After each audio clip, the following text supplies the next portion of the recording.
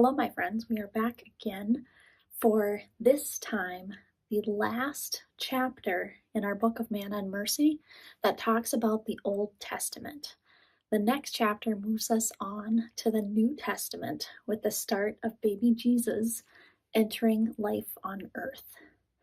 So, since we're at the end of the Old Testament, let's go back and review all that we've covered so far in our Manna and Mercy book, covering the whole spectrum of the story in the Old Testament.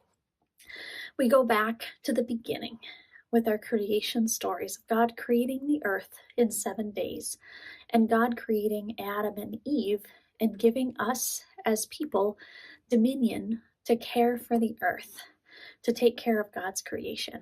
We have Noah and the flood story where God kind of reset things and then made the promise of the rainbow to never again destroy the earth. We have Abraham as our father of all nations, the one who started off the chosen people, the one who then from him came as many children as there are stars in the sky, as God promised Abraham. And God made a covenant with Abraham that his descendants would be the chosen ones, God's partner people to live on earth and be God's favorite people, the ones that God was going to take care of.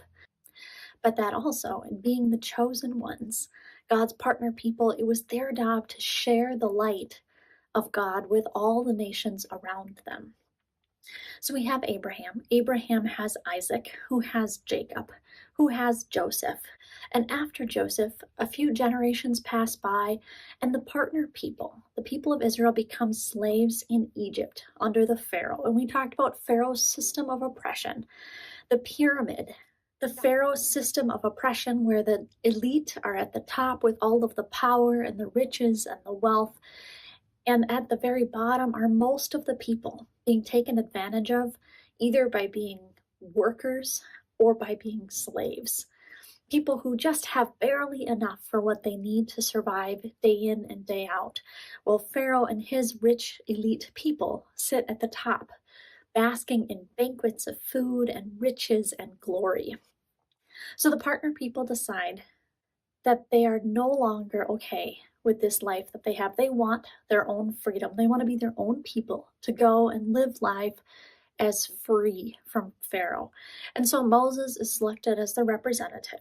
Moses, called by God, goes to Pharaoh and asks, "Let my people be free." As Pharaoh lets them leave, but after they leave, decides, "Nope, I want my people back." He didn't like the slaves leaving. So he sends the armies to bring them home. God destroys these armies, and the partner people are free. They are free in the desert.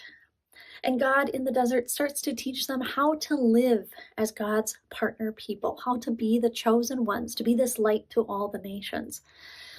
But the partner people screw it up.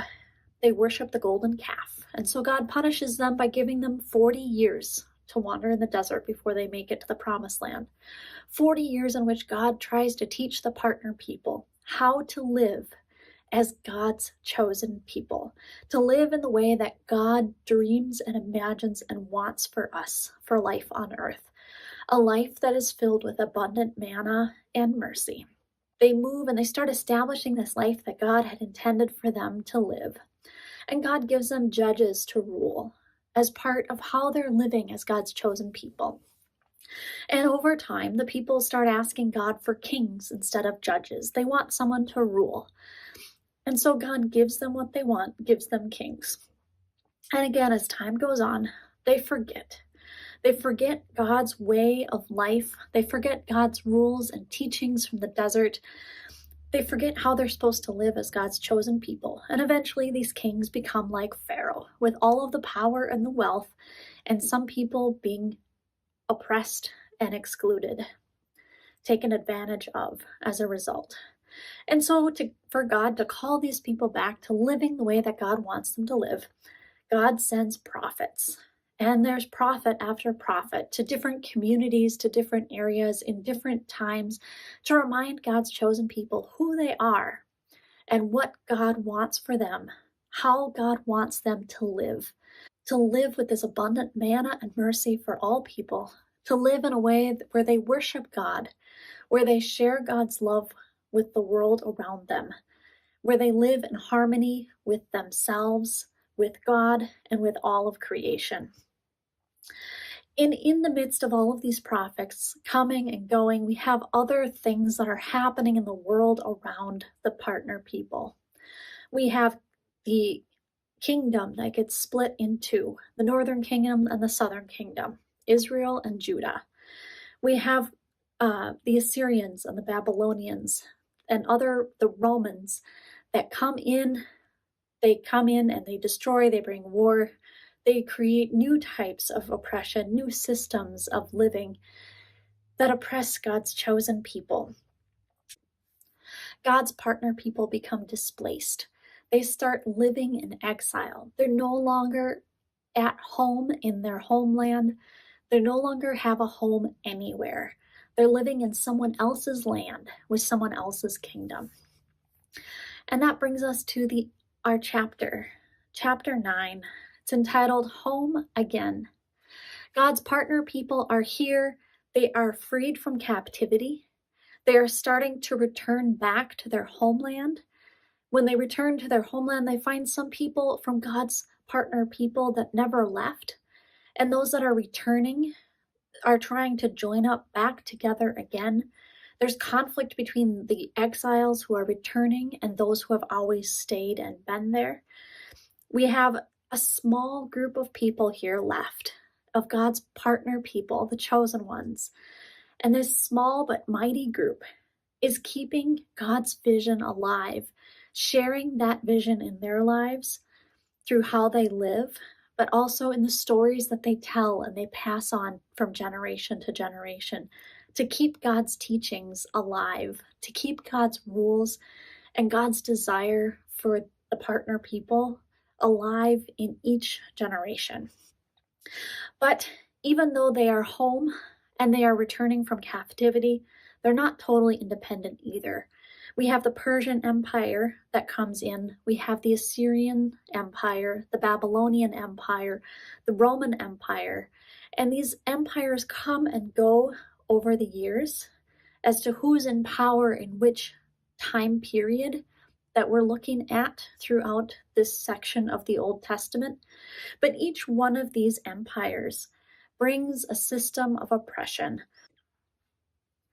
The partner people are freed to live and worship God, but they're also not totally independent either under these empires. They're not independent because they are stuck in a system with high taxes and forced to pay tributes to rulers and kings who live in far-off places. There are clashes between different groups in the northern kingdom and the southern kingdom. Those in the northern kingdom eventually become known as the Samaritans, which will come up in our New Testament stories among the people that Jesus encounters in his ministry. The partner people are emphasizing a renewed and restored covenant religion with God and the partner people.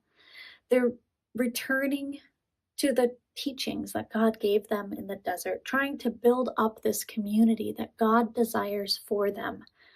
They're returning to practices like observing worship, circumcision, keeping the Sabbath again.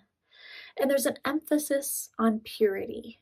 Purity meaning that they're trying not to pollute or distract the community, the partner people, with outside teachings or outside spirituality sources, so that they can focus on worshiping God and following the rules of the desert that God laid out for them, living the way that God desires for them to live in the world without these other distractions. And so these purity rules come as a way to teach and help the partner people worship God and live in harmony with each other in creation without distractions from the world around them. We have the Maccabees that come in during our chapter.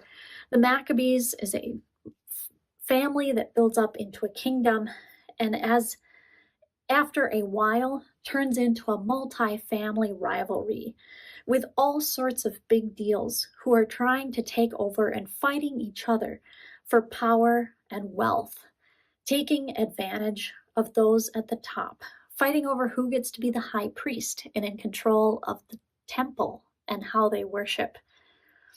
The Assyrians have power and control. The Romans come in with power and control. Each time there's a changeover in rulers, in kingdoms, it happens through force, through soldiers, through war, through destruction. And each one of these powers that come into play, each one of these powers that rule over God's chosen people or the land that they occupy, they're all modeled similarly to Pharaoh's Egypt, with a pyramid of wealth and power and control at the top, taking advantage and oppressing those who are at the bottom of this pyramid. In all of this, God is trying to decide what to do, trying to figure out how to take care of the partner people. Does God abandon them and give up? Does God try and wipe things out and start over? Does God send yet another prophet? All of these ways that God has continually throughout the Old Testament called the partner people back into God's ways, into living in this life of abundant manna and mercy. All of these things that God have tried work, but then eventually the people forget. So God needs something different. God wants to try something even bigger and bolder, something new that God has not tried before. Because what God has tried before hasn't stuck with the partner people. God knows, and the people are asking for salvation. Salvation from the misery that they're living in, salvation from oppression, salvation from the continual wars and powers that come and go, salvation from living in exile, salvation so that they can finally, once and for all, live this life of abundant manna and mercy that God keeps teaching them how to live. This time, God comes up with a new plan, a plan for salvation for the world, for all the people and all of creation. This time, God plans to come to earth, to come and live among the partner people, to walk on this earth and show them the ways of living in abundant manna and mercy. God looks to send a Savior, a Messiah, the Anointed One. God looks to send the light to the world and the hope in the midst of this chaos and despair. The partner people are begging God for it. God hears them and desires the same for them. And that's where we end our Old Testament. In the midst of all of this chaos and war and oppression, of changeover and changing times, and a small group of God's partner people striving to keep God's message, to keep God's love alive. And God knows something needs to change. Something big is about to happen. And we leave it there to continue the next part of our story, the beginning of the New Testament. Thank you for joining me today. We will see you next time. Goodbye.